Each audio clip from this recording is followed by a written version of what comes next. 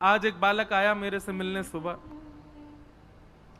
बड़ी प्रसन्नता में बैठा। मैंने कि काय को मुस्कुरा रहे हो? तो बोला घर वालों ने 20 चप्पल मार के भगा दिया। मैंने काय को? बोलो मैंने कहा कि मुझे वृंदावन रहना है, वहीं रहना है, वहीं रह करके भजन करना है। वो पहले भी आया था तो मुझसे बोला, मैंने कहा नहीं, पहले घर वालों से आज्ञा लेके आओ। तो घर गया तो घर वालों ने तो बेचारे को आज्ञा दी नहीं, निकाल दिया घर से। कितना भयावह कलयुग आ गया है। बेटा रात में पी के आता है, बेटा रात में वैश्यागमन करके आता, उसको घर वाले नहीं निकालते हैं, लेकिन तिलक लगाता है, हरिनाम संकीर्तन करता है, भजन करता है, कथा सुनने जाता है, तो उसको घर से निकाल देते हैं। ये कलयुग है। अब बेचारा वो वृंदावन में ही कहीं रह करके अपनी पढ़ाई आदि पूरी कर रहे हैं। मैंने कहा चलो, तो ये अंतर्निष्ठ लोगों की बात है।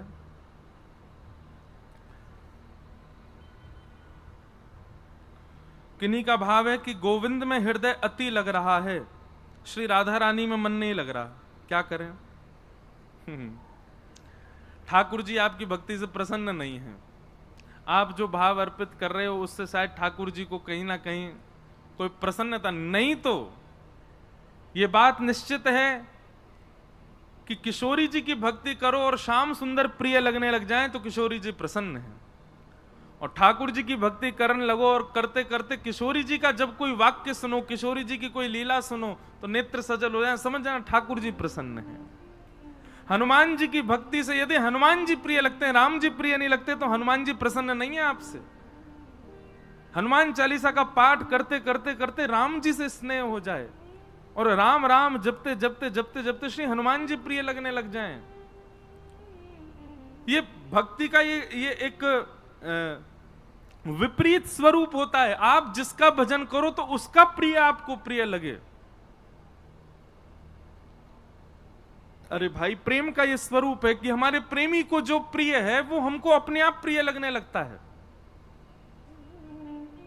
और यदि प्रेमी का प्रेमी प्रिय नहीं लग रहा है, इसका मतलब प्रेमी आपसे प्रसन्न नहीं है, इसीलिए वो अपने प्रेमी की चर्चा आपसे नहीं करता। अब जैसे आपका हमसे प्रेम है और मैं कहूं मुंह तो रसगुल्ला बहुत जोर को लगे, भैया रसगुल्ला ले आओ, गुलाब जामुन ले आओ, जो गोल गोल दिखे वाले कोई वैसे है नहीं, मैं ऐसे ही बोल रहा हूं। तो प्रेम का इस स्वरूप है कि प्रेमी को जो प्रिय आप वही उसके सामने प्रस्तुत करते हो। प्रेमी को जो प्रिय आपको भले वो प्रिय ना हो, फिर भी आप उसके आश्रय में जाकर के थोड़ा चिंतन करते हो, देखते हो अच्छा ठीक है इनको भिंडी सब्जी पसंद है, हम खा के तो देखें कैसी लगती। ठीक वैसे ही अगर आप ठाकुर जी की उपासना करते हैं और किशोरी जी के प्रति आपका भाव नहीं है, तो इसका मतलब यह कि आपकी जो भक्ति है उसमें कहीं तो चूक हो रही है, कहीं तो कुछ आपसे कुछ ऐसा कुछ भाव बन रहा है जिसकी वजह से किशोरी जी के प्रति प्रेम नहीं हो रहा है।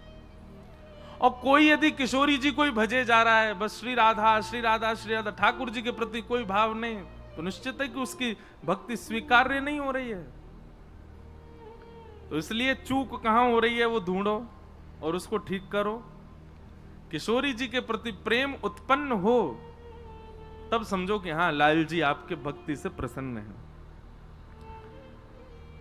फिर आपका दूसरा प्रश्न है, क्या शरीर रूपी पुत्र पुत्री को मैं गोपाल रूप और प्रेम करूं तो वो मोह है या प्रभु का भक्ति भाव संदेह दूर करे? पता नहीं क्या भाव है, लेकिन इसमें ये कह रहे हैं कि बच्चों को ही गोपाल जी मान लें। मान सकते हैं, लेकिन कब तक? केवल 5 वर्ष तक। 5 वर्ष तक तो उसको गोपाल जी मानो। क्यों? क्योंकि उस समय उसमें विकार नहीं है। जैसे ही बालक में विकार उत्पन्न होने लग जाते हैं, फिर आप उसको भगवत स्वरूप नहीं, फिर तो वो आपका लाला ही है, फिर तो आपका बालक ही है। उसी भाव में रखो, उसी भाव से उसको देखो। तो ये आज के प्रश्न हैं। फिर किन्हीं का